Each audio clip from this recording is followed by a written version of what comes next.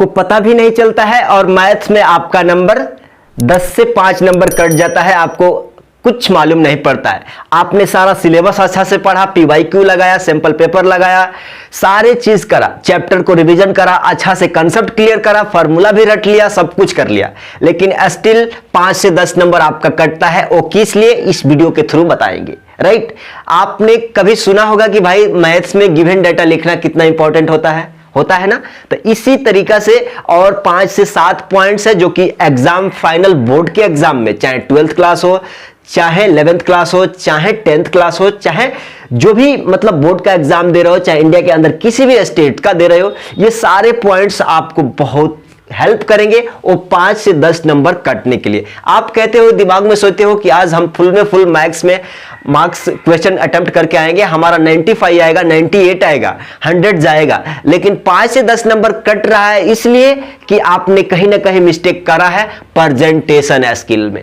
Presentation skill highlight करना, क्या चीजें कैसे लिखना है, यूनिट कन्वर्जन, ये सारे चीजें हम डिस्कस करने वाले हैं इस वीडियो के अंदर। राइट, अब चलिए, अब यहां पे बोला जा रहा है कि भाई मैथ्स में क्या ऐसे और टिप्स और तरीका है कि 5 से 10 नंबर इजीली बचाया जा सकता है। तो आ जाओ, board exam tips class 10th के लिए, क्लास 12th के लिए आप देख सकते हो। यहां पे बोला जा रहा है कि भाई साहब, पहला जो 15 का ये शुरू का 15 मिनट होता है ना, वो बहुत क्रूशियल टाइम होता है, बहुत इंपॉर्टेंट टाइम है। तो बच्चा इसमें थोड़ा सा पैनिक करने का सोचता है। क्या चीज, बच्चा थोड़ा पैनिक होता है कि अब चलो गेम शुरू करेंगे, बहुत जल्दी स्टार्ट करेंगे और आनाधून लग जाएंगे।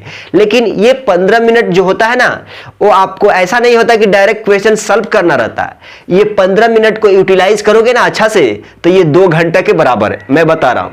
और ये 15 मिनट में अगर अच्छा से तुमने सोच लिया, समझ लिया, अपने सारे क्वेश्चन के बारे में एक आइडिया, ओवरव्यू ले लिया, तो ये समझो कि बहुत बहुत इफेक्टिव है ये 15 मिनट। ठीक है, तो ऐसा नहीं है कि 15 मिनट है तो आपको बहुत टाइम बहुत ज्यादा है इसलिए 15 मिनट दे दिया है कि बैठ के उसमें चाय पी लो, थोड़ा ऐसा बाल खुजला लो, चाहे अपना जो पुराना दोस्त है याद है उसको याद कर लो। वो चीज के लिए नहीं देता है भाई, वो नहीं देता है। आप समझो बात को, ये 15 मिनट उस चीज के लिए होता है कि आप मैथ का क्वेश्चन कौन सा अटेम्प्ट करना चाहते हो उसको टिक कर लो, कौन सा अटेम्प्ट नहीं करना चाहते उसको टिक कर लो, सेक्शन ए करना है, सेक्शन बी कब करना है, ये सारे चीज इसमें बताएंगे। और ये बताता है ना ये 15 मिनट कि सारे क्वेश्चन को फटफट रीड कर लो और मार्किंग कर लो, कौन करना है कौन नहीं करना है। ठीक है, इससे दिमाग क्लियर हो जाता है कि भाई इस क्वेश्चन को टच भी नहीं करना है, इस क्वेश्चन को सॉल्व करना है।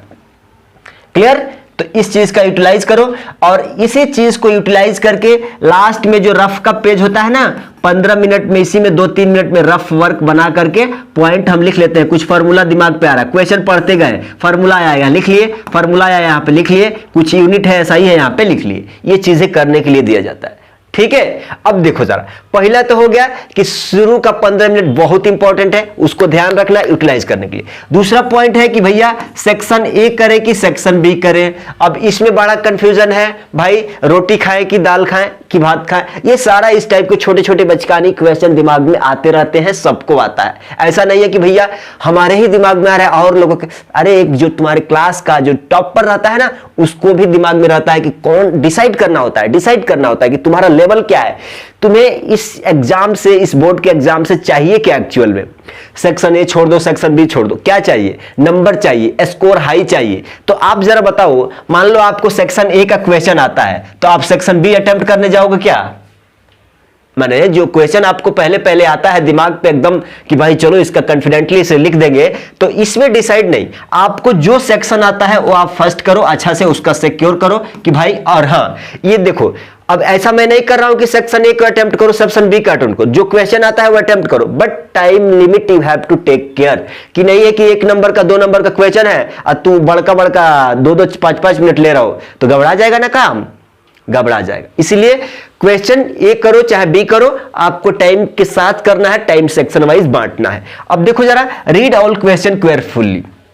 जो भी मैथ का क्वेश्चन रहेगा ना, आपको उसको अच्छा से क्लियर क्लियर कट जो 10-15 मिनट मिलता है ना, उसमें अच्छा से पढ़ना है, 1 to 1 पढ़ना है, टिक कर लेना है कि ये क्वेश्चन करना है, ये क्वेश्चन नहीं करना है, बाद में डाउट नहीं लेके आना। जो क्वेश्चन नहीं करना है, अगर मान लो टाइम बच जाता है तो उसमें क्या करना है, I will tell in the later, right. अब बताता है कि यूनिट कन्वर्जन, मान लो यहां पे है कि भाई साहब चैप्टर 3 है, चाहे कोई भी है, वर्ड प्रॉब्लम रहता है, 42 किलोमीटर पर आवर है, 42 किलोमीटर पर आवर है, आप लिखना भूल जाते हो आंसर में, तो इसके लिए भी नंबर कटते हैं। तो यूनिट कन्वर्जन, जो यूनिट रहता है ना, उसको भी ध्यान में रखो आंसर में लिखने के लिए। अब जो आता है वो पहले करो, अभी बताया था ना कि सेक्शन ए बी जो आता है तुम्हें वो पहले करो। देखो यहां पे लिखा हुआ है, जो आता है वो पहले करो, नंबर चाहिए ना, सेक्शन ए आता है तो सेक्शन ए करो, सेक्शन बी आता है तो सेक्शन बी करो। और एक चीज ध्यान रखना है कि एग्जामिनर जो इवैल्यूएटर रहता है ना, जब कॉपी जो चेक करता है तो उसको इरिटेट मत करना। तो आप मान लो सेक्शन ए का एक क्वेश्चन नंबर 1 यहां पे लिख दिया और क्वेश्चन नंबर 3 यहां पे लिख दिया, बीच में छोड़ दिया, तो थोड़ा सा गड़बड़ाता है, लेकिन गड़बड़ाएगा नहीं, थोड़ा समझाने का कोशिश करो इसको, ठीक है। तो आप क्या करोगे, अगर देखो कि भाई सीरियल वाइज क्वेश्चन हमको आ जा रहा है तो 1 2 3 सीरियल वाइज लिख दो। कोई बोल रहा है कि भैया बीच का अगर 2 नंबर नहीं आया तो इधर नहीं लिख सकते, लिख सकते हैं, लेकिन प्रयास करो कि अगर सॉल्व करने का प्रयास करो सीरियल वाइज, ठीक है। अगला स्लाइड में आप देखोगे कि भाई साहब स्टार्टिंग में कटापीटी नहीं करना है। देखो जरा, ये सबसे बच्चे गलती करते हैं। जो क्वेश्चन आप कॉन्फिडेंट हो, जो क्वेश्चन आपको लगता है कि हम बनाएंगे, अच्छा से बनाएंगे, 100% हमको कॉन्फिडेंस है, तो उसको शुरू में डाल दो, कटापीटी नहीं करना।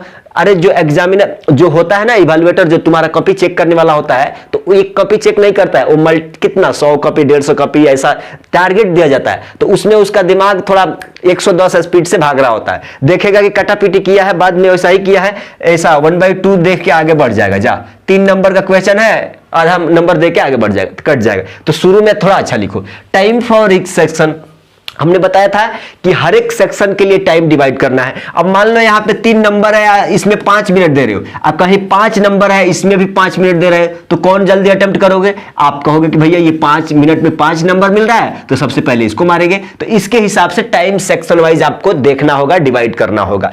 लास्ट पेज फॉर रफ, जो लास्ट पेज होता है ना, उसको रफ के लिए दिया जाता है। हेलो हेलो, उसको फाड़ के लेके पेज में घर लेके जाने के लिए रफ करने का नहीं होता है। नहीं नहीं, जब क्वेश्चन अच्छा से रीड करोगे ना, तो क्या कुछ फार्मूला याद आ रहा है, कुछ पॉइंट्स याद आ रहा है, कुछ थ्योरम याद आ रहा है, तो उसको नोट करते जाओ, रफ कर कुछ चाहिए तो रफ करते जाओ, राइट।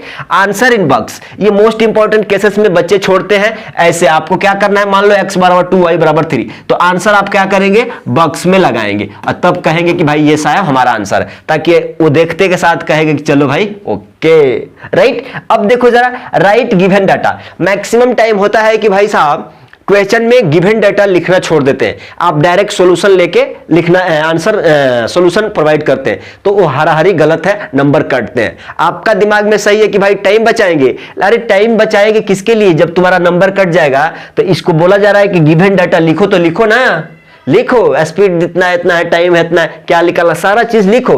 कीप फार्मूला इन बॉक्स। देखो जरा, जो भी फार्मूला आता है ना, मान लो आपको फार्मूला लिख दिया, मतलब स्पीड बराबर डिस्टेंस बटा टाइम, स्पीड बराबर डिस्टेंस बटा टाइम, तो ऐसा मत छोड़ दो, इसको ऐसा बक्स में कर दो, ऐसा बक्स में करे तो अच्छा, ठीक है। अरे बहुत अच्छा फार्मूला है भाई। अच्छा, एक और बात कहते हैं कि अवॉइड शॉर्टकट। शॉर्टकट बोलते मतलब शॉर्ट फॉर्म बचा दो। मान लो स्पीड है ना, तो इसको आप अच्छा से स्पीड लिखो, फुल फॉर्म एकदम पूरा लिखो, स्पीड बराबर डिस्टेंस बटा टाइम, क्या चीज, स्पीड बराबर डिस्टेंस बटा क्या चीज, टाइम। शॉर्ट फॉर्म का मत लिखो, राइट, और रूम पे प्रैक्टिस का टाइम कर लेना। अब क्या कर रहा है, कीप फार्मूला। अगला स्लाइड क्या है, ये वाला है। अब ये तो बहुत इंपॉर्टेंट है, सबके लिए है, जो हिंदी का एग्जाम है, इंग्लिश का एग्जाम है, एसएसटी का एग्जाम है, मैथ का है, साइंस का है, कुछ भी है, ये सबके लिए। नॉट हाईलाइटिंग, क्या गलती आप करते हो भाई साहब, मान लो मैथ में तो फार्मूला है तो उसको हाईलाइट कर दो ना, चाहे आप बक्स बना के लिख दो ना फार्मूला को, चाहे कि भाई साहब अगर थ्योरम लिख रहे हो, कुछ मेन पॉइंट्स है, रेशनल नंबर है, इरेशनल नंबर है, तो उसको हाईलाइट कर दो कि ये बात चीज हम दिखा रहे हैं बोल के, ठीक है। तो हाईलाइट करना है, नहीं भूलना है, हाईलाइट करना है। दूसरा, कट्स इन आंसर, वही बोल रहे हैं ना, आंसर में कट पिट नहीं करना है। कट पिट भी करना है तो सिर्फ और सिर्फ ऐसा एक बार कट लगाना है, अच्छा किचिर किचिर किचिर किचिर ऐसे नहीं करना है, जिगजैग नहीं करना है, ठीक है। टीचर को जो इवैल्यूएटर होता है गुस्सा आता है, तो आप कट कैसे लगाएंगे? मान लो गलती हो गया तो ऐसे लगा के छोड़ देंगे। अगला पॉइंट है रफ में लिखो बैक साइड। जो रफ में पीछे बैक साइड दिया रहता है, अभी डिस्कस किया था ना, तो बैक साइड जो भी फॉर्मूला है आपका दिमाग में आ रहा है कि भैया ये भूल जाएंगे बीच में सॉल्व करते टाइम, तो उसको लिख लो। क्लियर? तो ये रहा मैथ के बारे में कि प्रेजेंट कैसे करोगे, कैसे मैथ को फाइनल एग्जाम में प्रेजेंट करोगे। कोई बोल रहा है कि भैया मार्जिन छोड़ना होता है ना, भाई बचपन से आप सोच रहे हो कि मार्जिन क्या हो रहता है, छोड़ना रहता है। मार्जिन कितना, आप इधर से कितना 1.5 इंच छोड़ सकते हो, इधर से 1.5 इंच छोड़ सकते हो। ठीक है, राइट? तो चलिए मिलते हैं अगले पेपर में, अगले वीडियो में। अगले वीडियो किस चीज का बनेगा? How to score good marks in all subjects. Clear? चलिए अपने एक साथी को, एक दोस्त को ये वीडियो फॉरवर्ड करिए। नॉलेज शेयर करने से नॉलेज इंक्रीज होता है। ठीक है? चैनल पे नए हैं तो बाकी आपका करना है रेल बटन दबा के सब्सक्राइब कर लीजिए।